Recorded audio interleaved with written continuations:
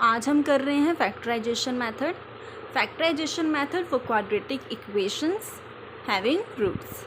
Just suppose आपके पास कोई इक्वेशन है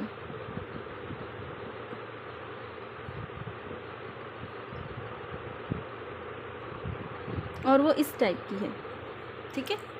तो अब इसको हम फैक्टराइजेशन मेथड से कैसे सॉल्व करते हैं। फैक्टराइजेशन मेथड स्प्लिटिंग मेथड को ही कहते हैं। तो देखते हैं हम इसको कैसे सॉल्व करते हैं।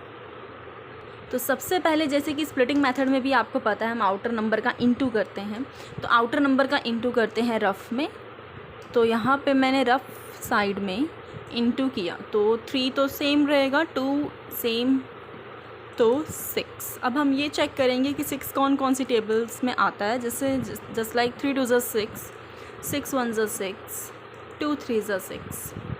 अब इनमें से कोई ऐसा पेयर आपको सेलेक्ट करना होता है जिसको ऐड या माइनस करने पे सेंटर का नंबर आ जाए।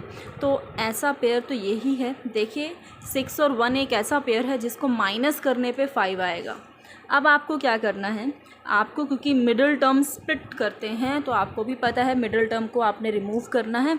और इसके प्लेस में सबसे पहले तो आप एक ब्रैकेट अप्लाई कीजिए और आपने जो पेयर सेलेक्ट किया था वो यहाँ राइट डाउन कीजिए 6 और 1 का, और माइनस करने पे 5 आ रहा था। अब 5 के बैक में x है तो आप भी x अप्लाई कर दीजिए।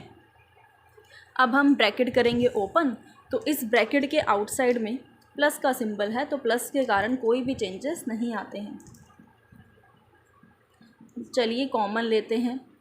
तो मैंने आपको पहले भी वीडियो में बताया था कि ठीक है, अगर आप फर्स्ट टू में कॉमन ले रहे हैं तो फर्स्ट टू में कॉमन है x, लेकिन नंबरिंग को भी आपने ध्यान से देखना है। ये है √2 और ये है 6, तो कहीं ना कहीं 2 का 6 के साथ कनेक्शन होता है, आपको भी पता है। दोनों ही इवन नंबर हैं, लेकिन ये जो 2 है ये रूट में है ना। तो हम रूट में कॉमन लेना थोड़ा अवॉइड ही करते हैं क्योंकि इससे थोड़ा लेंथी कंसेप्ट हो जाता है हमारा। तो अगर आपको लगे कि फ़र्स्ट 2 में कॉमन लेना आपके लिए लेंथी है तो आप लास्ट 2 में भी मूव कर सकते हैं।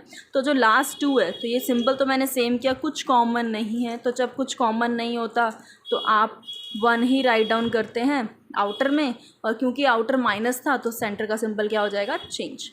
अब आपको कुछ नहीं करना, आपको जस्ट यही सेम थिंग यहाँ राइट डाउन करनी है, सेम टू सेम, ओके।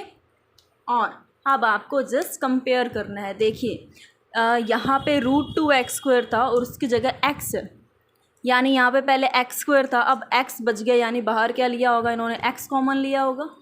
यहाँ पे √2 भी था लेकिन यहाँ पे √2 अब नहीं है, यानी √2 इसने आउटसाइड ले लिया होगा, तभी तो जाके यहाँ पे क्या टर्म रह गई है, x टर्म रह गई है।